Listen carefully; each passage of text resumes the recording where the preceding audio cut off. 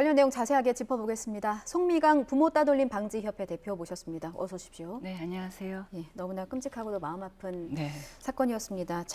이 사건 잘 아셔서 저희가 좀 몇 가지를 여쭤볼게요. 일단 검찰의 구형보다는 좀 못 미치는 형량을 선고받았습니다. 계모에게는 징역 17년, 친부에게는 징역 3년.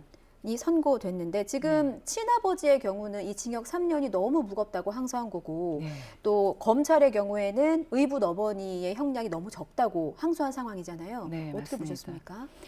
실제 그 공소장뿐만 아니라 그 판결문 내용에도 보면 이 두 부부가 아이에 대한 그 여러 가지 가학적인 태도라든지 또 함께 그 아이의 학대를 서로 방조하고 부추긴 정황들이 수없이 발견되는데 이 친부는 사실상 공동 정범이라고 볼 수 있거든요.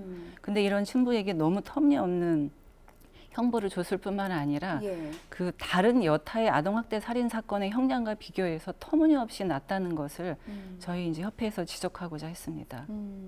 그래서 검찰의 항소는 일단 당연한 일이죠. 예. 1년이란 시간 동안 우리 이시우 군이 얼마나 극심한 학대를 겪었는지 정말 심각한 수준이었다라고 이제 말씀을 해주셨거든요. 네. 설명을 좀 해주십시오. 판결문에도 이미 이제 이런저런 정황이 있지만 그 이제 검찰의 공소장은 차마 이렇게 읽어 내려갈 수 없을 정도로 너무 끔찍했는데요. 시우의 사인은 이제 여러 가지 둔력에 의한 손상입니다. 그래서 이런 여러 차례 가격된 둔력에 의해서 피부 및 출혈, 온몸의 박피 손상, 특히 그 몸에 눈에 잘 안 띄는 사타구니와 겨드랑이에서 이런 상처가 다수 발견되었고요. 특히 그 16시간 동안 아이 눈을 가리고 의자에 묶어서 감금되어 있었고 이 때문인지 양쪽 다리에서 심각한 혈전증까지 발견되었고 이것이 얼마나 큰 고통이었을지는 짐작할 수 있는 일이죠.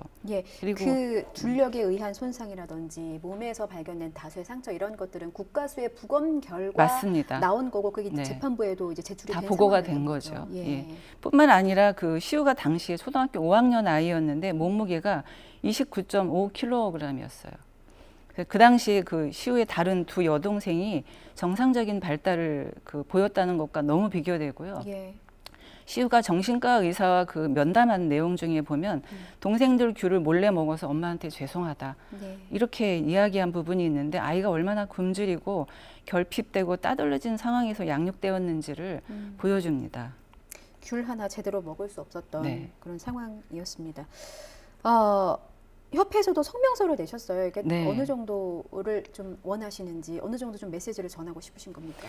사실 그 검찰의 구형에서는 이건 아동 학대 치사가 아니라 명백한 살해다라고 해서 이제 사형을 구형을 했거든요. 그러니까 이것은 어쩌다 보니 아이를 뭐 혼내고 때리다 보니 죽은 그런 치사 사건이 아니라 명백한 살해 의도를 가진 살인 사건이라는 점을 강조하고 싶고요.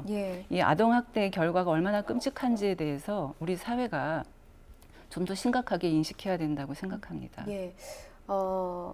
일침을 주셨는데 사실 너무나 안타깝게도 이런 아동학대로 인한 사망사고는 계속해서 전해지고 있거든요. 그래서 이런 사건이 발생했을 때 보통 가해자들은 어떤 형량을 좀 받는지. 그 2016년도에 시우와 비슷하게 이혼 가정에서 이제 친모와 고립된 상태에서 계모와 친부한테 살해되었던 평택 아동 안매장 살인 사건의 원영이의 경우에는 계모는 20년, 친부는 15년형을 최종 선고받았고요. 얼마 전 우리 가슴을 너무 아프게 했었던 그 정인이 사건의 경우에도 양모는 35년, 양부는 5년이었습니다. 그리고 바로 사흘 전 8월 28일 날 20개월 된 아이를 3일간 방치해서 사망에 이르게 한 엄마에게는 15년형이 선고되었어요. 근데 시우가 겪던 그 학대의 지속성이라든지 여러 가지 학대 양상들의 그 끔찍함과 고려했을 때 시우 사건의 형량은 터무니없이 낮습니다. 뿐만 아니라 재판부가 형량을 고려할 때 계모의 의사에 대해서 추정하는 것들을 반영한 부분이 있는데요. 우리의 상식 수준을 좀 넘어서는 그 터무니없는 형량이라는 생각을 지울 수가 없습니다. 그리고 이제 이번 판결과 관련해서 아동 인권 신장의 최악의 걸림돌이 될 것이다. 이런 내용의 또 협회 성명서도 내셨습니다. 판결문을 보내주셔서 저희가 쭉 봤더니 시우가 1년여의 시간 동안 어떻게 학대를 당했는지를 알 수 있겠더라고요. 저희가 다 보여드리지는 못하고 일부만 발췌했습니다. 화면 함께 보시겠습니다. 일단 문자 메시지예요. 네. 의붓 어머니와 친아버지 사이의 맞습니다. 대화입니다. 설명을 좀 해주십시오. 네. 그러니까 이분들이 전화뿐만 아니라 문자로도 본인들이 이제 이 시우의 여러 가지 행동에 대해서 대한 불만을 수시로 주고받는데요. 예. 뭐 여기 보시는 것처럼 차마 입에 담을 수 없을 정도로 죽여버리고 싶다, 뭐 죽었으면 좋겠다, 뭐 내가 죽일 생각으로 던졌다. 그것뿐만이 아니라 아주 가학적인 그런 분노를 주고받는 대화들을 부모들이 수시로 주고받는 거를 우리가 확인할 수 있어요. 예. 그리고 실제로 이 두 부부가 상당히 만성적인 부부보라가 많은 가정이었어요. 그런 가정 속에서 본인들끼리 있는 어떤 가학적인 공격성이라든지 가정 내의 긴장 이런 것들을 이 시우를 희생양 삼아서 모든 것을 아이의 탓으로 돌린 것이 아닌가 하는 그런 추측을 가능케 합니다. 예. 다시 한번 말씀을 드리자면 판결문에 있던 그런 내용들입니다. 문자상의 내용을 저희가 봐도 실생활에서 시우군이 여과지 없이 다 들었을 것 같다라는 네. 생각이 좀 들고요. 그래서 마음이 좀 미어집니다. 신체적인 학대뿐만 아니라 정서적인 학대도 이루어진 것으로 보이는데 재판부의 판결 요지를 보면 의붓 어머니가 시우군을 살해할 만큼 미워했다고 볼 수 없다. 그리고 친아버지에 대해서도 학대 횟수가 맞지 않고 그 정도도 심하다고 단정하기 어렵다라는 취지의 판결을 내린 바가 있습니다. 네. 그래서 더더욱더 이런 1심 판결에 대해서 안타까움과 또 맞습니다. 공분을 표하는 분들이 예. 많으신 것 같아요. 시우의 친어머니께서 저희 쪽에 시우군의 사진을 몇 장 좀 보내주셨는데 이 사진도 한번 봤으면 좋겠습니다. 예. 너무나 예쁜 예. 모습이에요. 그러니까 실제 너무 이 동영상들을 보면 아이가 상당히 총명하고 밝고 자기 예. 표현을 거침없이 하는 그런 사랑스러운 아이라는 걸 볼 수 있어요. 예, 어린 시절부터 이혼하기 전까지 어머니와 함께 시우군이 지낼 당시의 모습인데 네. 티 없이 막습니다. 너무, 예, 생일 촛불도 저렇게 불고 미용실 가서 네. 이렇게 뭐 머리도 파마도 했나 봅니다. 물놀이하는 모습도 네. 아주 예쁘고 해맑은 미소의 시우군. 예. 친어머니께서 저희한테 사진을 보내주셨는데 네. 이 사진을 보고 나서 학대를 받고 난 후에 시우의 모습을 또 보면 마음이 너무 아픕니다. 이어서 영상 같이 보겠습니다. 사망 직전 날이에요. 이 영상은 좀 많이 공개가 돼서 보신 분들도 많을 맞습니다. 거예요. 예. 사망 직전 날에 편의점을 찾은 시우군의 모습입니다. 다리를 절뚝절뚝 한 걸음 한 걸음 힘겹게 내디디면서 편의점에 들어가는 모습이에요. 시우군이 음료수를 사서 자리에 앉는데 사실 요 나이대의 아이들의 보면은 음료수 같은 거 너무 좋아하잖아요. 그렇죠. 앞에 있으면 마구 마셔야 되고. 그렇죠. 예. 그런데 시우군은 아직 마실 기운이 없는지 다 마시지도 못해요. 다 마시지도 못하고 일단 끌어안고 뭔가 네. 이거 음료수를 들 힘도 없나 보다. 그렇죠. 축 처진 모습도 보이고 있습니다. 기운도 없어 보이고 예. 위축도 돼 보이고 아이의 상태가 너무나 좋지 않아 보여요. 맞습니다. 예.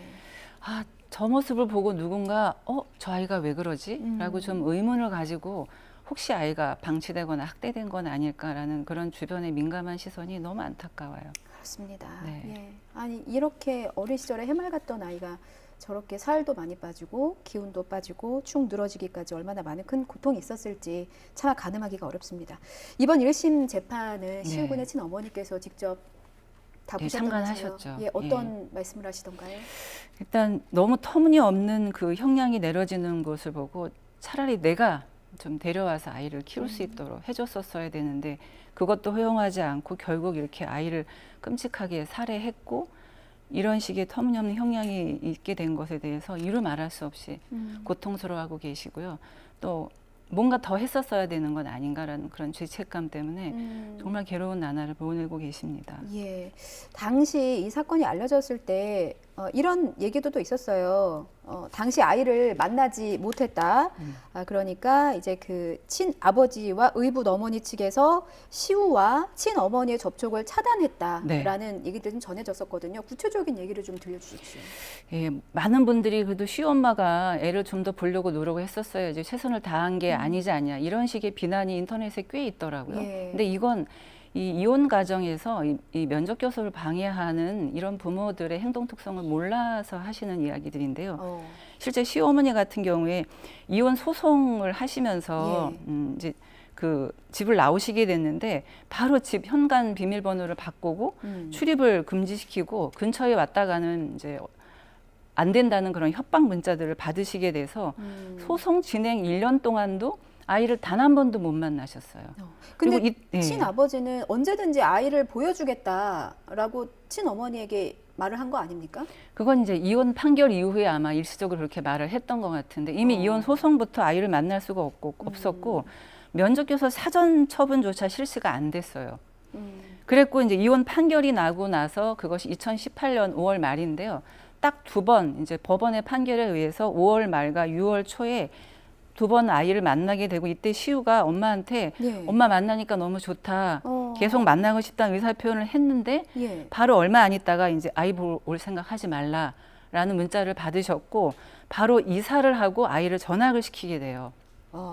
그래서 이제 어머니가 그 아이 이사 간 학교로 물어물어 찾아가서 학교 앞에서 잠시 만났는데 그때 이제 시우는 엄마를 그냥 약간 아는 인사만 하고 학원 차를 타고 갔다고 하고요. 좀 거리를 둔 거죠. 그렇죠. 그 다음 날 바로 이제 친부한테 전화가 와서 엄청나게 이제 그 폭력적인 그런 말을 듣게 돼요. 아이를 왜 보러 왔냐? 보러 올 생각 하지 말라.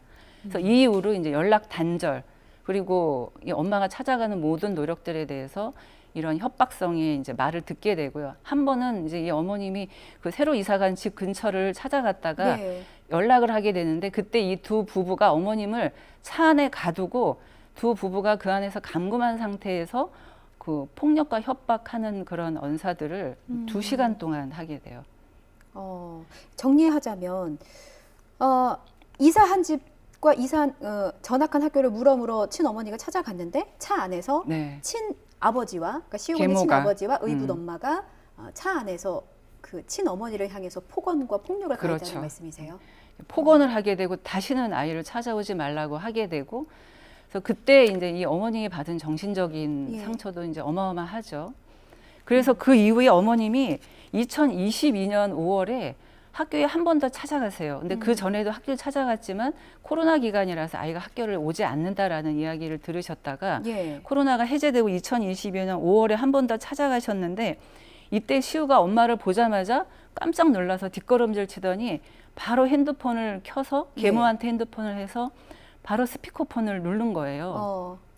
그러자마자 이제 스피커폰에서 그 계모가 이시우 아무 말도 하지 마 이렇게 소리치는 이제 걸 듣게 되고 이 이제 어머니도 너무 놀랐을 뿐만 아니라 시우도 그 장면을 끝으로 이제 어머니 시야에서 사라져 버리게 돼요. 요때가 이제 어머님이 아이를 찾으러 수도 없은 노력을 하다가 잠깐 시우를 만났던 마지막 장면이었어요. 지금 저희가 사진 한 장이 나가고 있는데 시우군의 발입니다. 그러니까 신발을 구겨 신고 있는 이유가 작아서 그러니까 발이 컸는데 신발은 너무 작아서 다 신을 수도 없어서 시우군이 저렇게 뒤를 구겨 신고 다니던 사진을 친어머니께서 직접 찍으셨었어요. 그러니까 저게 이제 초등학교 1학년 이혼하고 이사 가신 상태인데 사실 아이를 잘 키울 테니까 염려하지 말라고 했으면 아이를 잘 돌보셔야 되는데 이미 이혼 초기에서부터 저렇게 아이한테 맞지 않는 신발을 신기는 저런 식의 어떤 방치, 돌봄의 부재를 나타내고 있었습니다. 대표님 그 뭐 시우군의 사망 당시에도 친어머니가 7살 때 사줬던 내복을 입고 있었다라는 사실도 알려져서 너무 충격적이에요. 그랬죠. 근데 이런 부모들, 그러니까 아이와 이혼한 뭐 친모든 친부든 이혼한 부모 한쪽과 연락을 끊게 만드는 걸 워낙 이런 사람들이 많아서 부모 따돌림이라는 용어까지 있더라고요. 근데 이쪽에 계속 계시다 보니까 부모 따돌림을 하는 사례가 굉장히 많다고 들었고 또 많이 목격하셨고 접하셨다고 들었는데 맞습니다. 이게 이혼 가정 그리고 이혼 가정에서 자라야만 하는 아이들의 경우는 상당히 좀 고민이 될 것 같아요. 만약에 이혼을 했는데 아이가 학대당하는 정황이 있거나 혹은 정황을 포착을 했거나 아이의 양육권을 내가 갖고 오고 싶으면 이런 경우에는 어떻게 좀 대처를 하는 게 좋다고 보십니까? 이런 경우 참 안타까운 게 뭐냐면요. 우리나라도 이 친권을 부여한 부모에게 아이 친권과 양육권에 대한 권한을 주기 때문에 이 비양육 부모들이 가진 면접교섭권은 상대적으로 상당히 그 법적 강제력이 없어요. 그러다 보니까 이런 식으로 아이를 안 보여주고 차단하고 뭐 이사 가고 이런 행동들을 하게 되면 예. 접근 자체가 불가능한데요. 특히 이렇게 부모 따돌림뿐만 아니라 아이한테 학대를 하는 사람들의 행동의 대표적인 특징이 예. 아이를 외부에 노출시키지 않는다는 거예요. 우리가 그 정인이 사건에서도 아이 어린이집에 보내지 않는 이런 예를 볼 수 있잖아요. 예. 시우도 이미 코로나 기간에 장기 결석뿐만 아니라 2022년도에 홈스쿨링 명목으로 아이를 학교에 안 보내요. 그러니까 아이를 지척에서 관찰할 수 있는 학교 선생님, 어린이집 예. 교사로부터도 분리시킬 뿐만 아니라 예. 누구보다 아이를 가장 가까이 살필 수 있는 부모로부터도 아이를 이제 차단시키는 거죠. 이런 문제가 너무 많이 불거져서 저희가 또 대표님을 모셔서 얘기를 또 들었고요. 사실 저도 이런 뉴스는 전하고 싶지는 않지만 계속해서 불거지고 있기 때문에 뭔가 좀 특단의 대책이 필요한 게 아닌가 네. 싶습니다. 저희가 말씀을 더 듣고 싶지만 이미 끝나야 될 시간이 벌써요? 지나서요. 예. 다음 기회에 또 다시 한번 모시고 이 부모 따돌림과 관련한 문제는 더 듣도록 해요. 무엇보다 중요한 건 사회에서도 옆집이든 학교든 정말 뭐 중요합니다. 친구든 꼭 아이에게 관심을 갖고 한 번 더 물어보고 한 번 더 보살피는 게 필요할 것 같습니다. 네. 지금까지 송미강 부모 따돌림 방지 협회 대표였습니다. 잘 들었습니다. 감사합니다.